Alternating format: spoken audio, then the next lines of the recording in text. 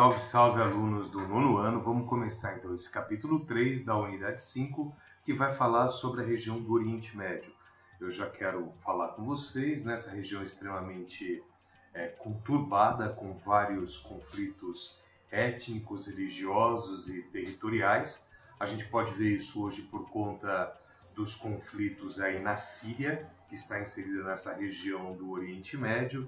Nós vemos também o conflito entre árabes e israelenses, palestinos e israelenses, que vem aí desde o fim da Segunda Guerra Mundial. Então, uma região extremamente conturbada. Nós temos nessa região do Oriente Médio também grandes jazidas de petróleo que trazem aí a cobiça das grandes potências industriais, principalmente os Estados Unidos. Nós vamos ver que alguns conflitos são resultado aí pela busca desse petróleo. Então, vamos tentar entender um pouco a história dessa região para entendermos o que é essa região hoje.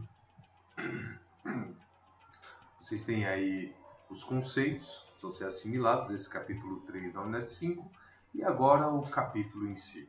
Como vocês estão vendo, o primeiro slide aí da nossa videoaula mostra ou fala sobre a criação do Estado de Israel, que está inserido aí nessa região do Oriente Médio.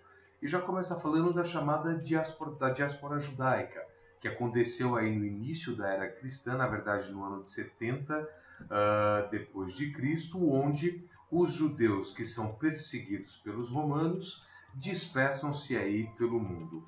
No século XX, nós vamos ter aí o início de uma intensa migração para essa região da Palestina, a região aí onde os judeus viviam e foram perseguidos pelos romanos no século I depois de Cristo. É a chamada doutrina do sionismo. Esse retorno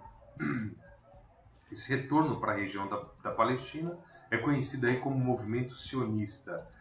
Esse movimento sionista tem como base aí a reunião de todos os judeus do mundo reunido em um único Estado judeu que eles vão batizar aí de Israel.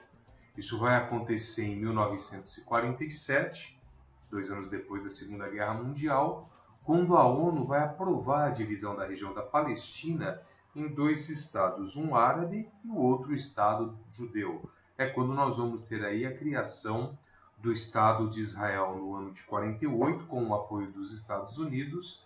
Essa reação contrária dos árabes a essa divisão vai resultar, barulho da rua, vai resultar aí na chamada Primeira Guerra árabe-israelense. Isso porque os árabes não concordam com a partilha que foi feita aí pela ONU. Em 1948, então, com a criação do Estado de Israel, a população árabe que vivia nessa região do Estado de Israel ela é obrigada a se retirar desses territórios e passam a viver em campos de refugiados. Nós vamos ter em 1964 a criação da OLP, a Organização para a Libertação da Palestina, onde o grande líder aí era Yasser Arafat. O objetivo era combater essa autoridade e imposição israelense aos palestinos que viviam aí na região da Palestina. Em 67, nós vamos ter a chamada Guerra dos 6 Dias, quando as Forças Armadas de Israel vão investir contra o Egito, a Jordânia e a Síria. Na Guerra dos 6 Dias, os israelenses vão conquistar a Península do Sinai, que pertencia ao Egito, a faixa de Gaza, a região da Cisjordânia, as colinas de Golã e a parte oriental de Jerusalém. A Guerra dos 6 Dias ela acontece pois os árabes tentam invadir o território israelense. Os israelenses, com o apoio dos norte-americanos, eles conseguem barrar o ataque palestino e conquistam terras aí dos países que apoiavam os palestinos. No finalzinho da década de 70, início da década de 70, os israelenses, que viviam aí mundo afora, foram alvo de vários ataques de grupos extremistas palestinos. Nós vamos ter vários atentados à bomba de grupos extremistas aí formados pelos palestinos, como Hamas e outros grupos. Nós vamos ter também em 1972, nos Jogos Olímpicos de Munique, na Alemanha, um ataque de um grupo terrorista palestino chamado Setembro Negro, que sequestrou e assassinou 11 membros da delegação olímpica de Israel. Os israelenses vão retaliar esse ataque aos atletas israelenses com uma operação chamada Cólera de Deus, onde os agentes da Mossad, que era a agência de inteligência israelense, eles perseguem e executam quase todos os responsáveis, os palestinos responsáveis pelo massacre de Munique. Em 1973, nós vamos ter a chamada Guerra do Yom Kippur. Yom Kippur é um feriado judaico, que é o chamado Dia do Perdão, onde o objetivo é os judeus refletirem sobre a sua postura e perdoarem. É o chamado Dia do Perdão. Nesse Dia do Perdão, os exércitos do Egito e da Síria, que eram simpatizantes aí dos palestinos, avançam sobre a península do Sinai e as colinas de Golã. Com o apoio dos Estados Unidos novamente, os israelenses conseguem deter essa ofensiva árabe, encabeçada pelos egípcios e sírios, e ganham a guerra. É quando nós vamos ter a chamada primeira crise do petróleo, onde os países que faziam parte da OPEP, a organização dos países exportadores de petróleo, vão cortar aí o envio de petróleo para os Estados Unidos. Tentem entender isso. A OPEP, ela vai ter entre os seus membros um grande número de países que apoiam a causa palestina. Em retaliação ao apoio norte-americano aos israelenses, a OPEP, que tem países que são simpatizantes da causa palestina, ela decide deixar de enviar para os Estados Unidos petróleo. Além disso, nós vamos ter o primeiro choque do petróleo em 1973, onde o barril vai passar de 4 dólares para 12 dólares. O valor do barril de petróleo vai triplicar. Como nós estamos vendo aí, a chamada questão palestina, ela tem como base o envolvimento da ONU e dos Estados Unidos na tentativa de resolução da questão palestina, desse desentendimento, dessa luta por território entre israelenses e palestinos. Nós vamos ter uma resolução da ONU que propõe uma solução pacífica para essa divisão territorial entre árabes e entre israelenses e palestinos, árabes e judeus. Todos os estados da região teriam o direito de viver em paz e seus limites de fronteira seriam internacionalmente aceitos. Em 1978, nós vamos ter o chamado Acordo de Camp David. Camp David é a residência de campo do presidente dos Estados Unidos. Então percebam que nós temos uma mediação norte-americana aí, onde o governo do Egito reconhece o Estado de Israel. E a paz entre israelenses e egípcios ela vai ser selada com a devolução da península do Sinai para o Egito. Lembrando que os egípcios perderam aí a península do Sinai na Guerra dos 6 Dias para os israelenses. Aqui vocês têm um mapa mostrando aí o que foi definido nessa questão palestina. Vocês podem ver os territórios anexados por Israel até o ano de 1949. Os israelenses tomam aqui a península do Sinai do Egito. Aqui vocês têm a faixa de Gaza, a região da Cisjordânia, as colinas de Golã e novas guerras que aconteceram depois de 67. Os israelenses anexando outros territórios, aqui as colinas de Golã, a península do Sinai. Então vocês podem observar que todo esse território aqui passou para a mão dos israelenses. Aqui eu trouxe para vocês o presidente norte-americano ao centro na assinatura do Acordo de Camp David. Bom, como nós estamos vendo aí, a causa palestina tem como objetivo principal a criação de um Estado palestino, um país palestino. Com isso nós vamos ter as chamadas intifadas. Em dezembro de 1987, nós vamos ter um levante popular palestino protestando contra a ocupação da faixa de Gaza e da Cisjordânia. A intifada é essa retaliação palestina aos israelenses. Por conta do expansionismo israelense, os israelenses expandindo o seu território para várias regiões aí da Palestina, eles vão reagir por meio de uma repressão ativa e não mais com passividade e aceitação, ou seja, os palestinos começam a usar de força, de armas, para intimidar os israelenses, para que eles reconheçam a criação de um Estado palestino. Em 1989, Yasser Arafat, que era o grande líder aí dos palestinos e o presidente da OLP, Organização para a Libertação da Palestina, reconhece o Estado de Israel. Já é um pontapé aí para um entendimento, um acordo de paz entre palestinos e israelenses. Em 1993, o primeiro-ministro israelense, Isaac Rabin, e Yasser Arafat assinam um acordo de paz mediado aí pelo presidente norte-americano Bill Clinton. Os palestinos então admitem o Estado de Israel como legítimo e Israel reconhece o direito dos palestinos a um Estado. Você não tem a criação de um Estado palestino, mas os israelenses, a partir desse momento, entendem que os palestinos precisam do seu próprio Estado. No ano de 2000, nós vamos ter diversas conferências de paz e planos de negociação entre palestinos e israelenses que vão falhar na tentativa da criação de um Estado palestino. É quando nós vamos ter uma segunda intifada no ano de 2002, quando o governo israelense toma uma atitude extremamente precipitada, constrói um muro de proteção com 350 quilômetros, separando aí israelenses e palestinos. Aqui eu trouxe para vocês um mapa mostrando quais os locais onde os palestinos eles querem que se crie e que se reconheça como um Estado palestino. A região da Cisjordânia, essa porção aqui, e uma região conhecida como Faixa de Gaza, essa pequena porção aqui.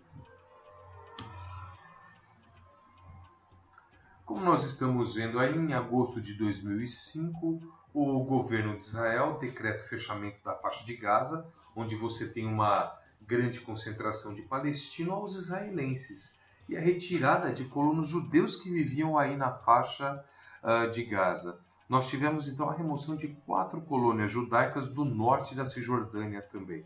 O governo israelense, a partir de 2005, começa a retirar os judeus que vivem aí na faixa de Gaza e que vivem na Cisjordânia, as duas regiões aí com uma grande concentração de palestinos e onde os palestinos eles querem que seja reconhecido o seu Estado.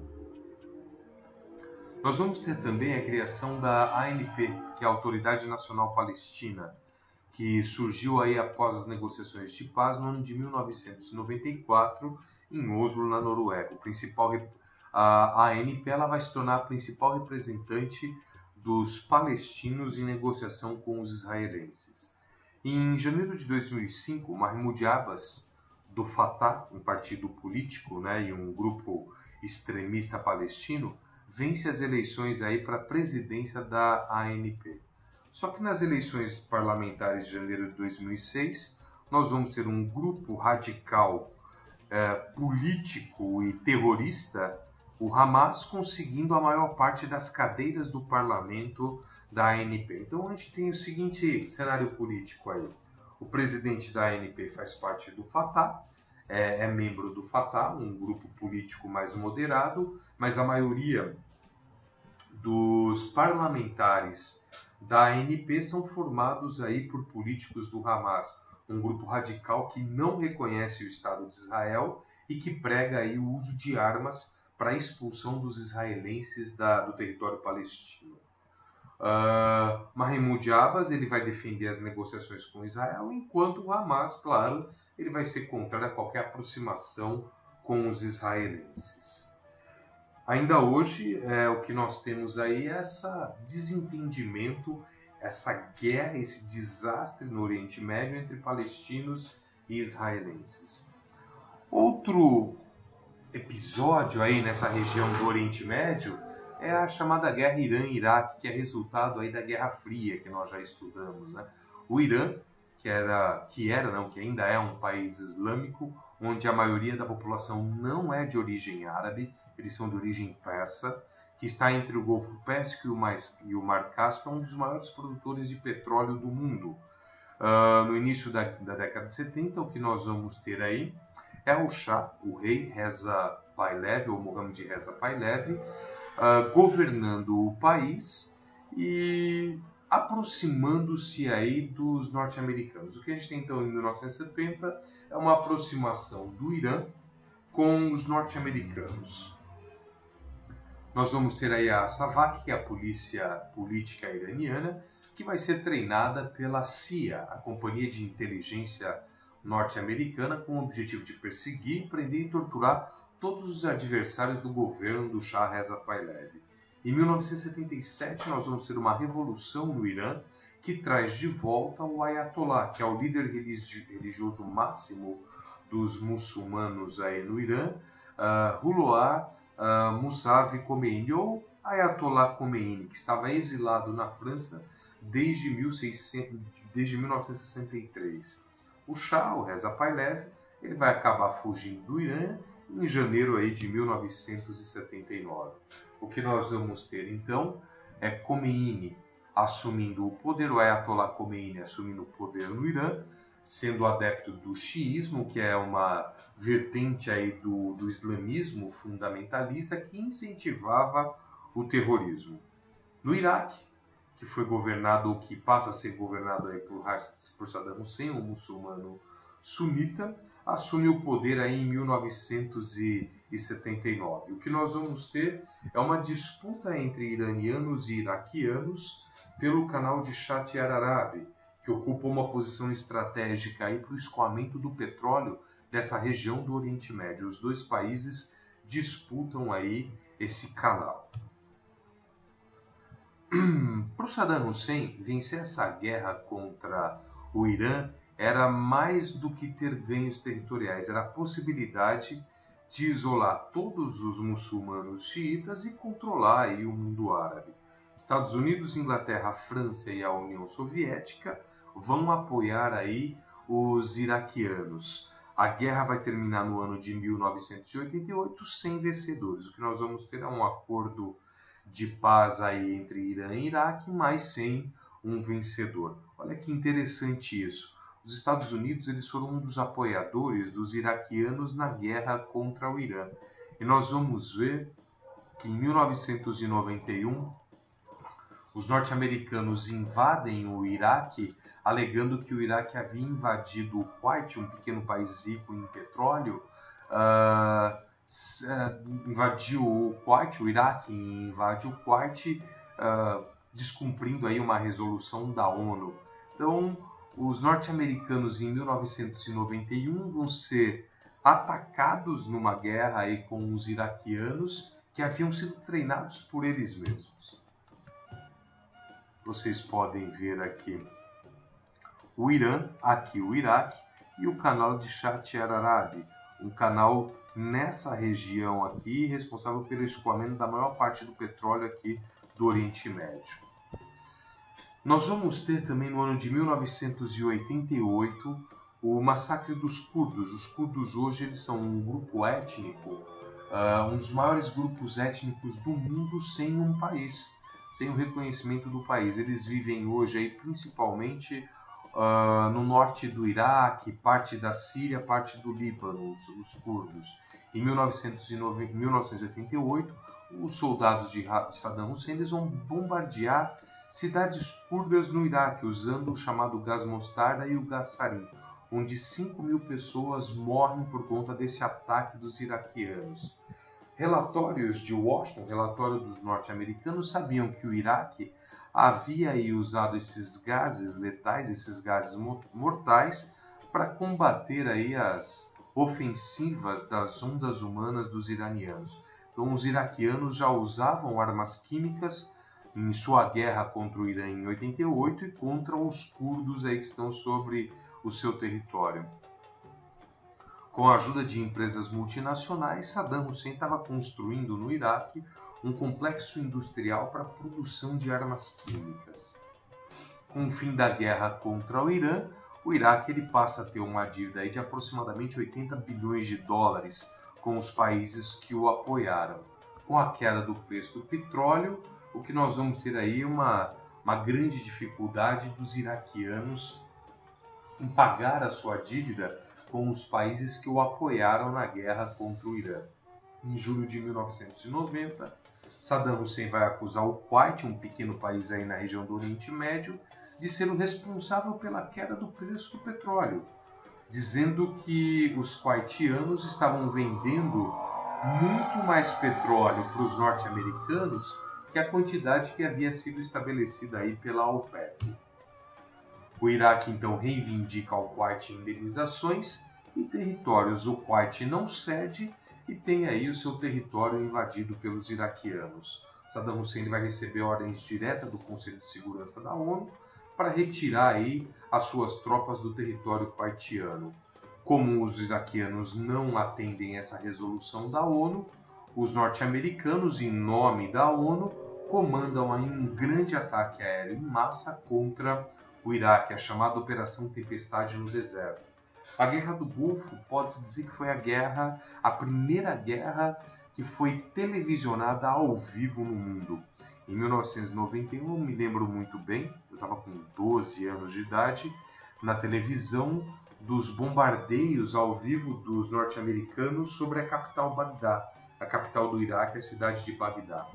Em 1993, o Iraque impede que inspetores da ONU, em 91, Saddam Hussein perde a guerra aí contra os norte-americanos, eles são obrigados a abandonar o Kuwait, a deixar o Kuwait, e em 1993 os iraquianos impedem que inspetores da ONU entrem no seu território para vistoriar os seus complexos industriais para ver se eles não estavam produzindo armas químicas.